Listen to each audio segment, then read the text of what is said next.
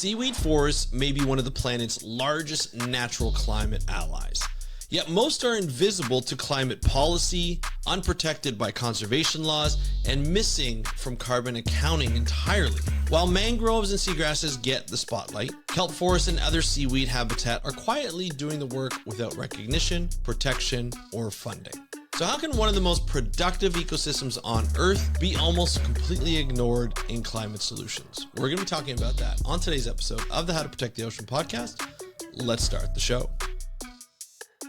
Hey everybody, welcome back to another exciting episode of the How to Protect the Ocean podcast. I'm your host, Andrew Lewin, marine biologist and science communicator, here to tell you what's happening with the ocean, how you can speak up for the ocean, and what you can do to live for a better ocean by taking action. And you're probably wondering right off the bat, Andrew, what's going on with your voice? If you've listened to this podcast for any number of times, this is not my normal voice. If you're new here, this isn't my normal voice. I was at a hockey tournament. I coach hockey for my youngest, and she's in U18. We had a great tournament, we got to the semis, and I lost my voice. It just happens. This is what happens. I tried to do a recording beforehand, ran out of time, but now I am doing this recording because this is an important topic. We're talking about seaweed, not seagrasses, which I've talked about before. I've talked about seaweed before in terms of kelp, but we're going to talk about a number of different things of seaweed. And I just want you to think, although I may not mention every species of seaweed or really a lot of species of seaweed, I'm going to be telling you just about seaweed in general and how important it is in climate solutions, in blue carbon capture. Now, a lot of the times you're going to hear about carbon capture in Canada. You're going to be hearing all around the world. A lot of oil and gas execs and supporters like to use the fact that they use carbon capture. Well, carbon capture can be done well, except if you're putting out so much greenhouse gases, carbon capture does not and has not been able to keep up with the demand. But we do have natural sources of carbon capture. Trees and forests are one, but they do not have the ability to take in as much carbon as you would think. When you have seagrasses, mangroves, kelp forest as a seaweed, and other seaweed, you would be able to capture 4 to 10 times more carbon than any other tree on the planet. So why do we not focus on that? Why are we not focusing on rebuilding or protecting seagrasses, mangroves, and then the seaweeds like kelp so that we can better protect our planet against climate change? That is the question that we're going to be talking about today, especially focusing in on seaweed, kelp, and other seaweed.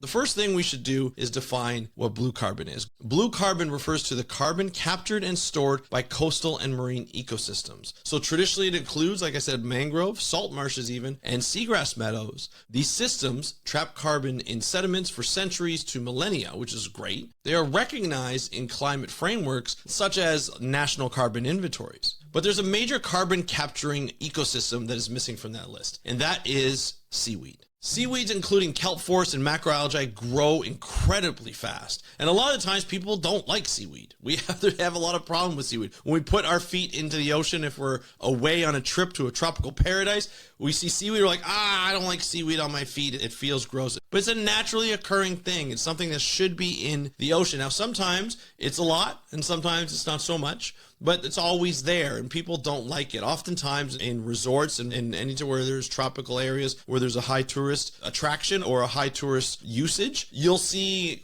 dredging of the seaweed and dredging of the beach because people don't want to see seaweed, so they'll clean up the seaweed. But it's a natural occurring. It's required to be there in the ecosystems because it's part of the ecosystem, and it does a really good job at capturing carbon. The only thing is like, even though they capture massive amounts of carbon dioxide through photosynthesis, much of their carbon isn't staying in that same area like seagrasses or mangroves. When seagrasses or mangroves take in carbon through photosynthesis, they actually put it into the sediments right below where they are. With algae can break off and it can float across oceans through circulation patterns and so forth. And so the fact that they don't stay there is very difficult to measure how much carbon is actually being captured in that one area. That carbon can sink as it floats away. Carbon can sink into the deep sea and it can be stored for hundreds of years in the deep sea, which is fantastic to have as it's naturally occurring.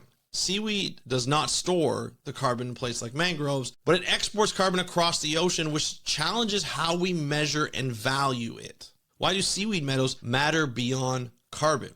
Well, seaweed habitats like kelp forests, they support fish, invertebrates, and juvenile fish in all different types of life stages. They act as a coastal buffer against waves and erosion. They improve local water quality. Many of the coastal fisheries depend on kelp-associated species as another seaweed species. So this is something that is huge. If kelp forests disappear, entire food webs unravel. Not just carbon pathways, entire food webs unravel. So the central problem that the recent scientists have uncovered is that most seaweed ecosystems lack formal protection. Marine protected areas often don't consider kelp specifically. Seaweed is excluded from many blue carbon policies because it does not store carbon locally. So it's very difficult to measure the local carbon storage effect because seaweed is transported across oceans. So climate finance mechanisms rarely apply to macroalgae because even though we know the science of seaweed, it matters, but the policy hasn't caught up to what seaweed could do for the climate system. So climate is only now uncovering the way that carbon is stored in seaweed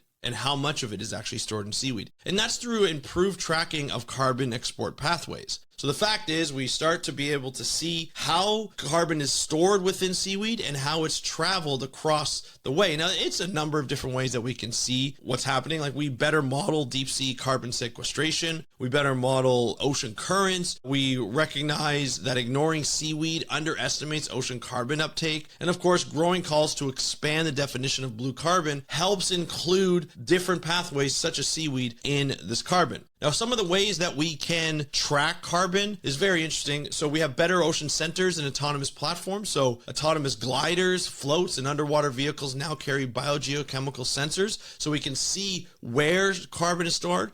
And we can also track where that carbon is coming from. So it's not just, this is marine carbon. It's coming from, this is a carbon that was coming from specific species of seaweed. That's how good we've got it. So these instruments that we have, like these autonomous gliders, the floats, the underwater vehicles, these instruments continually measure dissolved carbon, oxygen, and nutrients. They operate for months, even years in some cases, across coastal and offshore waters. So these are huge, huge things. So seaweed carbon does not just stay where it grows. These platforms let researchers detect carbon-rich water masses moving offshore, something that ships alone could not track this reliably. So you have to have something like this, some sort of improved systems like we do, like I just mentioned. Now, of course, we can use stable isotopes to better help distinguish seaweed derived from phytoplankton carbon. Biomarker compounds unique to macroalgae can now be traced in sediments and deep waters. So scientists can now say with far more confidence that this carbon came from kelp and not that just this carbon is marine.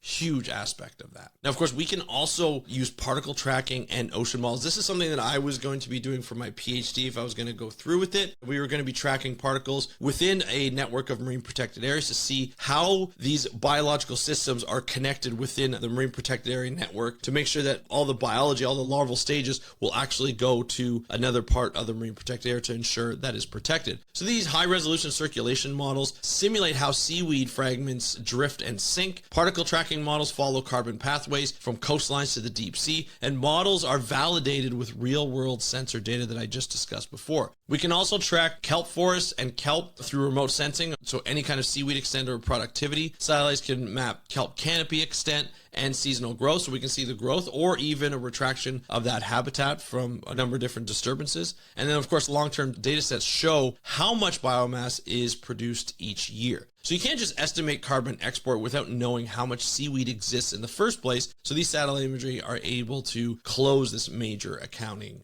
gap. And of course, now linking the export to long-term storage, sediment cores, these big long tubes that go into the sediment, right into the sediment, they can get a number of different layers depending on the size of the core, reveals that macroalgal carbon is buried at depth. And then genetic and chemical markers link buried carbon back to coastal seaweed. If you have the same markers, you can track it back to, like, from the depth in, like, say, the middle ocean to a coastal area that's nearby or even further. And it's really cool to be able to have that. So the fact is, without these systems, we didn't know how much carbon the seaweed was actually burying into the deep sea or around the ocean. And now that we have this, we know that we're underestimating the carbon capture. We know that there's more, and we're getting closer and closer to fully understanding how much this seaweed is not only capturing in carbon, but also that is dispersing it across the ocean.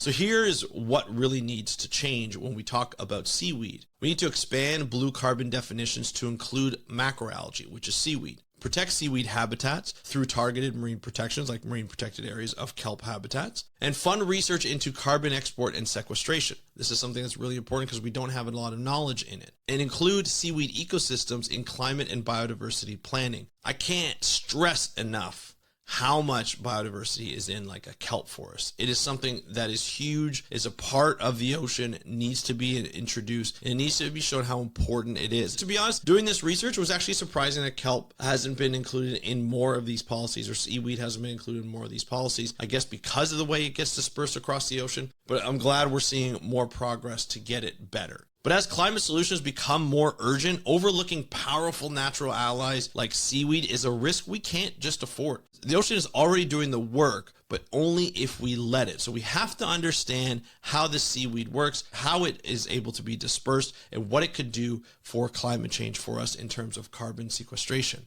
If we want real climate solutions, we have to start paying attention to the ecosystems we have that we've been ignoring for a long time. This is something that we've done for a while. We need to fund more research in this to understand this. The solutions might already be there. We just might not know that they're there. We may not know how we can play a role. So that's it for today, talking about seaweed and climate solutions and blue carbon. It's something that is very important to fighting climate change, reducing climate change. So I encourage you to follow, subscribe to this podcast. Make sure you support the podcast, not only for seaweed, but for seagrasses that we're trying to do. Go over to speakupforblue.com/seagrass. We need to talk more about how these systems are so important for blue carbon and for doing something for climate change or to reduce climate change. And so go into speakupforblue.com/seagrass, supporting the Seagrass podcast as crowdfunded. I'm an independent podcaster. I want to bring more information to you. I need your help. So go to speakupforblue.com/seagrass, and hopefully my voice gets better when I start recording this podcast after it gets funded. I'm sure it will be. This is temporary. Might be for one other episode, but we'll be good in the long run. But I want to thank you so much for joining me on today's episode of the How to Protect the Ocean podcast. I'm your host, Angelo, and have a great day. We'll talk to you next time,